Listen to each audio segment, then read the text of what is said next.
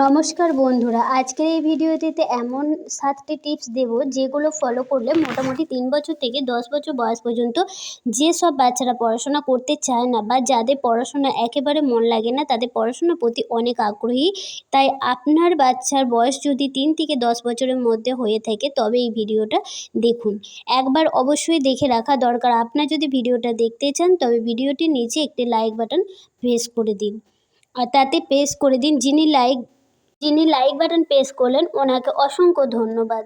এবার টিপসগুলো দেখে নিন। নাম্বার 1, বাচ্চাদের ছোটোবেলা থেকে পড়াশোনা টাচে রাখার চেষ্টা করবেন, কারণ ছোট বয়স থেকেই বাচ্চারা খুব তাড়াতাড়ি সব কিছু শিখতে পারে।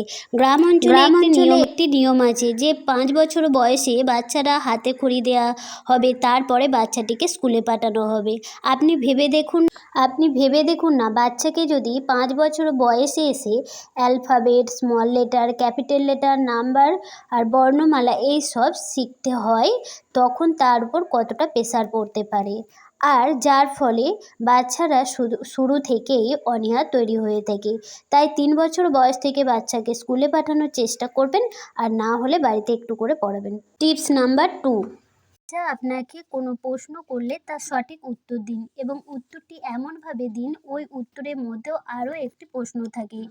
যেমন ধরুন, বাচ্চাটি একটি পাখি দেখে আপনাকে জিজ্ঞাসা করলো, মা এই পাখিটির নাম কি?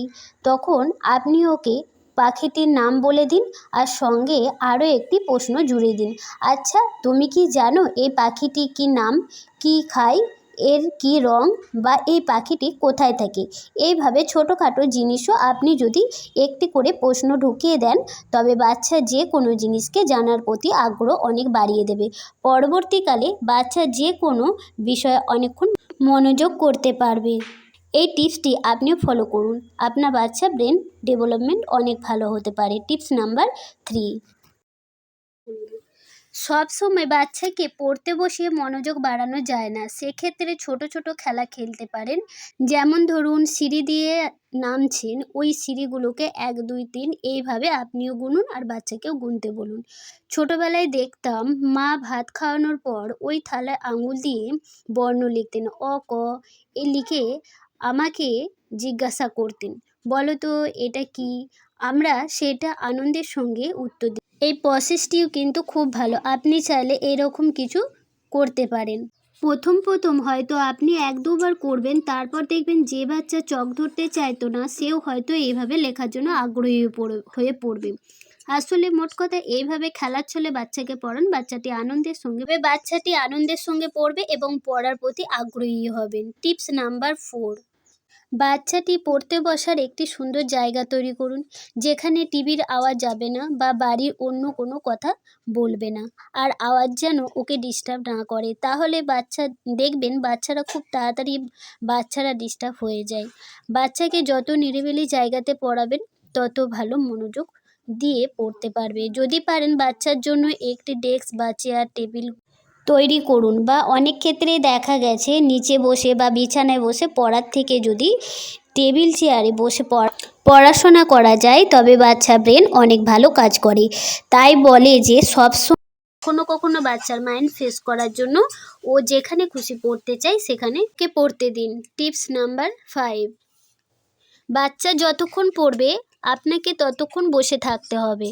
আর বসে থাকা মানে এই নয় যে বাচ্চা পড়ছে আর আমি মোবাইল দেখছি, এটা একদম করবেন না। বাচ্চা যখন কিছু পড়বে বা কিছু বলছে, তখন যদি আপনি সেটা সঠিক শুনুন বা দেখুন, তাহলে ওর মনে অনেক পজিটিভ ফিলিংস আসবে। তবে চেষ্টা করবেন মোবাইল অ্যাভয়েড করার। এবার আপনি যদি বলেন বাচ্চাকে পড়ানোর কিছু ভিডিও দেখছেন, তাহলে এই কাজটিও আপনি আগে করে রাখতে পারেন। বাচ্চা পড়াশোনার সময় একদম মোবাইলে হাত দেবেন না। টিপস নাম্বার 6, বাচ্চা মানেই দুরন্ত, আর দুরন্তরা কি এক জায়গায় বসে থাকতে পারে বলুন? চেষ্টা করবেন বাচ্চাকে একটানা অনেকক্ষণ না পড়িয়ে সবসময় ভেঙে ভেঙে পড়াতে। যেমন সকালবেলায় 15 মিনিট পড়ালেন, দুপুরবেলায় একটু 15 মিনিট লিখতে দিলেন, আবার সন্ধ্যাবেলায় 15 মিনিট পড়ালেন। এই যে পুরো দিনে ব্যাপারটা ৪৫ মিনিট যতটা পড়া হবে একটানা ২-৩ ঘন্টা পড়তে বসিয়ে আপনি ততটা পড়াতে পারবেন না। বাচ্চা পড়তেও ভালোবাসবে, আর বাচ্চা যেহেতু অল্প সময়ের জন্য বলেছে, পড়াটা তার কাছে প্রেশার বলে মনেও হবে না, এবং ধীরে ধীরে বাচ্চাটি পড়ার প্রতি অনেক বেশি আগ্রহী হয়ে উঠবেন। টিপস নাম্বার 7, বাচ্চাটিকে বকাবকি করবেন না। ছোটবেলা থেকে যে বাচ্চাকে টপ করে যেতে হবে এমন কোনো কথাই নেই। অনেকে আছেন যারা ছোটবেলায় টপ করতেন না, তার সত্ত্বেও বড় হয়ে জীবনে অনেক বড় প্রতিষ্ঠিত হয়েছেন। তাই ছোটবেলায় বাচ্চাকে শুধু পড়াশোনার গুরুত্ব বুঝতে দিন। বকাবকি বা মারামারি করে পড়ালে পড়াশোনাটা বাচ্চাদের কাছে বোঝা হয়ে দাঁড়াবে। সে যতটুকুনি পড়ছে সেটাতে আরও ভালো পড়ার জন্য মোটিভেট করেন। যেমন একটা উদাহরণ দিচ্ছি, এতে আপনি আরও ভালো করে বুঝতে পারবেন। দুটি ছাত্র দুজনেই পরীক্ষায় অপেক্ষারত, কম নাম্বার পেয়েছে।